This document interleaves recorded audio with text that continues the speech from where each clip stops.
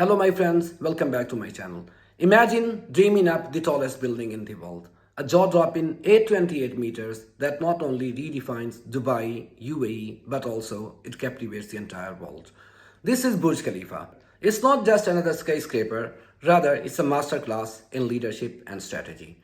This video is based on my previous video in which I discussed the construction of Burj Khalifa. This video has some important lessons for governments around the world, students, strategy researchers, leaders, and business organizations. So let's dive in. Let's first discuss two approaches to strategy, Western approach and Japanese approach.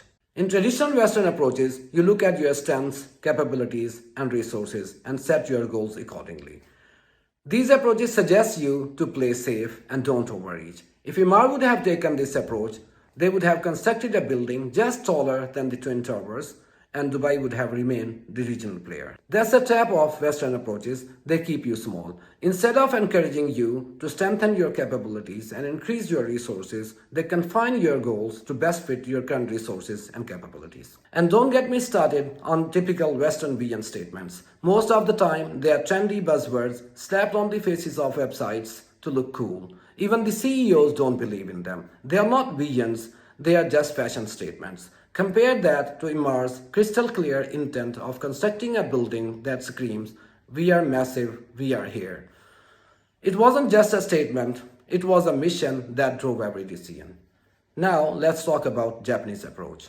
Japanese approach revolves around the concept of strategic intent, which is defined as a sustained obsession with winning at all the levels of the organizations, pursuing ambitious goals that far exceed their current capabilities and resources. The success of Burj Khalifa hinged on Emaar's ability to orchestrate a global network of partners. Emaar didn't have expertise to construct the tallest building in the world. They were a real estate company, not a skyscraper expert. However, their obsession was clear.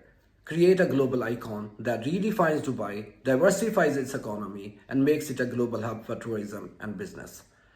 So they didn't limit themselves, rather, they went out and created resources that they needed. To do so, Emaar brought in Skidmore, Owings and Merrill, world-class architects that designed buttress core system that holds the entire structure of Burj Khalifa. Emaar also partnered with Samsung Construction and Trading, the construction giant already been involved in some of the tallest building construction, such as Petronas Towers. They found a way to pump ice-cold concrete over 600 meters in Dubai's brutal heat, and also deal with the issues of salty water, sand, and winds of Dubai. Importantly, strategic intent is about competitive innovativeness rather than imitation. The purpose is to render competitors' strengths irrelevant.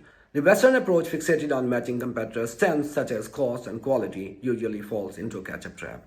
Emaar didn't follow New York or London skyscrapers model, rather it redefined real estate and tourism. Following Western approach would have led Emaar to build another skyscraper, blending into the global skyline.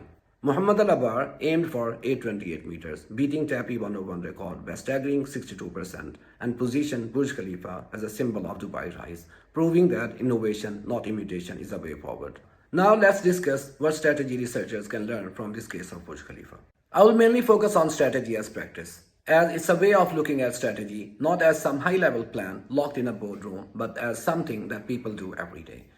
It portrays strategy as a social activity, meetings, negotiations, tools and technologies, and even emotions of the people involved. It focuses on the social, human, and practice-based aspects of how strategy is created, enacted, and accomplished in the organization. It's about the how managers talk, how they negotiate, how teams make decisions, and how tools and technologies are used in strategy making. It also includes sense making and adaptation, that is, how practitioners interpret different events and situations and adjust their strategies. Power and institutions are also an important part of strategy as practice approach. That is, how strategies impact broader systems. For instance, Burj Khalifa's contributions towards the economic diversification of Dubai and UAE. That's the stuff that strategy as practice zoom in on. It's super detailed, like a microscope on strategy. Sound comprehensive, right? It covers strategy making, execution, and even how projects impact broader systems. However, here is my problem. Strategy as practice researchers are missing three key important aspects of strategy, and the Burj Khalifa project shows us how. Strategy as practice is great at studying how you achieve a goal. However, it takes the goal itself for granted. It assumes that objectives and goals are already set. It just dives into the nitty-gritty of getting there. Let's say The goal was to construct a building which is just taller than Taipei 101, say 550 meters. In such a case, strategy as practice researchers would explore how Emaar negotiated with different contractors, how architects used different tools and techniques to innovate and address different challenges, and how different meetings kept things on track. But they wouldn't ask, why 550 meters? Why not aim bigger? However, Emaar hit staggering 828 meters. Now, strategy as practice researchers would go and explore the details of how Emaar got there. But they won't dig into why and how Emaar came up with such a crazy obsession. That's what they need to fix. Second, instead of mainly focusing on how resources are used, they need to zoom in on how resources are created and capabilities are strengthened.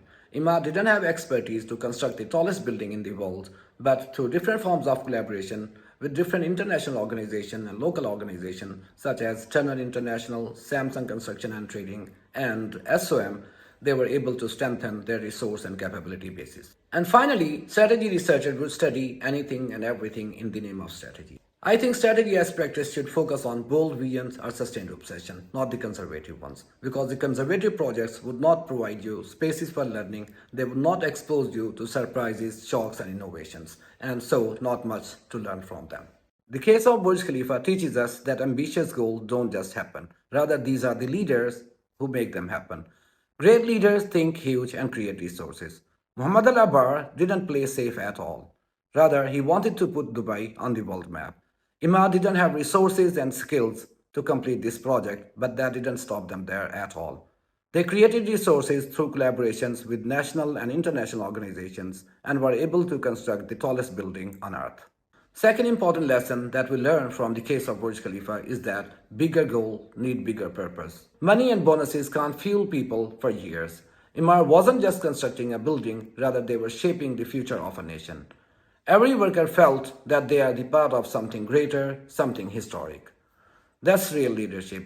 Think big, build smart, inspire deep. Constructing the tallest building was just the beginning. What came next changed Dubai forever. Let's see what the world can learn from this change. When opened in 2010, it became the tallest building on earth, and this record-breaking height attracted millions of visitors from all around the globe.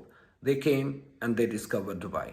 Tourists marveled at sleek highways, futuristic metro, and luxury hotels surrounding Burj Khalifa. Business travelers saw state-of-the-art airports and cutting-edge logistic hubs. They found it safe. 24/7, wherever you go in the UAE, you are at peace. And importantly, starting business is as easy as you imagine. And finally, it's a tax haven. Whatever you earn is coming to your pocket. The results are clearly visible.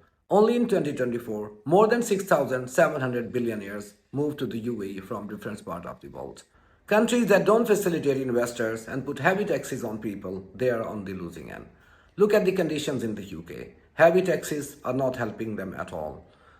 Joblessness and homelessness is consistently on the rise in the UK. Finally, the case of Burj Khalifa has some important lessons for the business organizations. Don't play safe, rather have ambitious dreams. And to achieve those dreams, create resources, mainly through collaboration with some national and international organizations.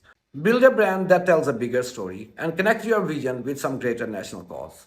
And finally, remember that big projects lead to success in both national and international markets. Companies like Emaar, Samsung Construction and Trading, SOM, and other companies involved in this project became global giants after Burj Khalifa. That's it from today. Thank you so much. Baby, I'm all about headlights, blinded by headlights, running